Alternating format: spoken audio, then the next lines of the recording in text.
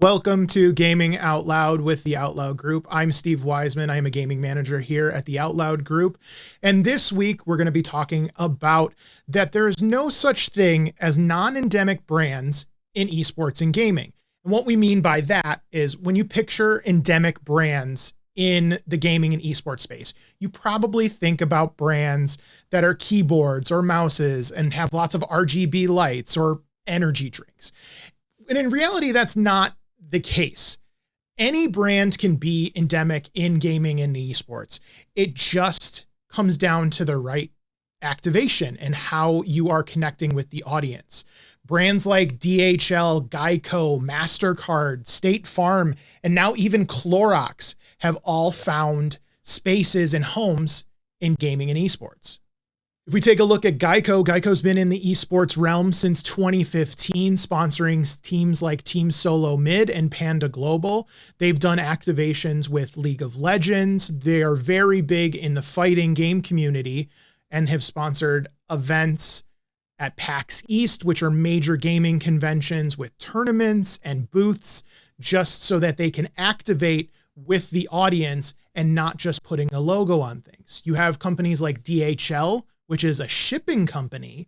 They actually have very deep integrations with game tournaments, with ESL sponsoring Dota 2 tournaments, and they even had a custom Effie bot created in the game to take what they're doing in real life and bringing it to a gaming audience with what they know. MasterCard has become a major sponsor of League of Legends, sponsoring the LCS. They've been in since 2019, sponsoring content, and have actually even gone as far as creating their own dedicated social channels just to target gamers, along with groups like State Farm, another financial insurance company moving in there with Geico. They've sponsored the Overwatch League in 2019. League of Legends, they've made a big push, including the State Farm Analyst Desk, which is an actual studio that they created as part of this activation. So fans are completely integrated with the brand during major points of these broadcasts. So it's not an unnatural fit to see State Farm on screen. And they've even sponsored major Twitch streamers like Dr. Lupo, who was the first individual sponsorship that they did in gaming.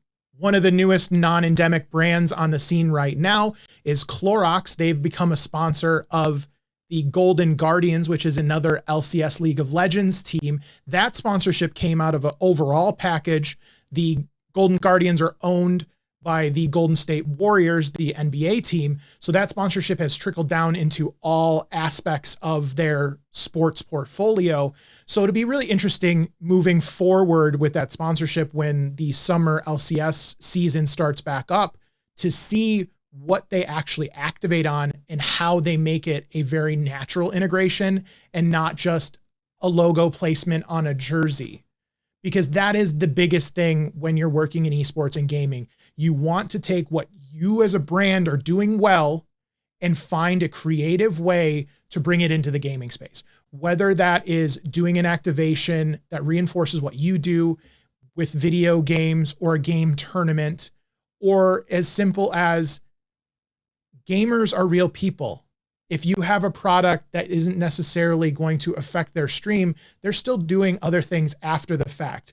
Gaming fans love to know what is going on in a gamer's real life besides what they see on camera. So if you have sunscreen that you want to sell, people are going outside. They'll love that. It's something that they can talk about. Gamers have families. They have real lives past the screen and past the video game. So every brand at the end of the day, if done correctly, you are an endemic brand to gaming. You just don't know it yet. Thank you for tuning in to the first ever episode of Gaming Out Loud with the Outloud Group. I have been your host for this episode, Steve Wiseman. If you'd like to see more or learn more, make sure you follow us on all of our social channels. We will be continuing to put this type of content out, as well as having more frank discussions around gaming and esports as well.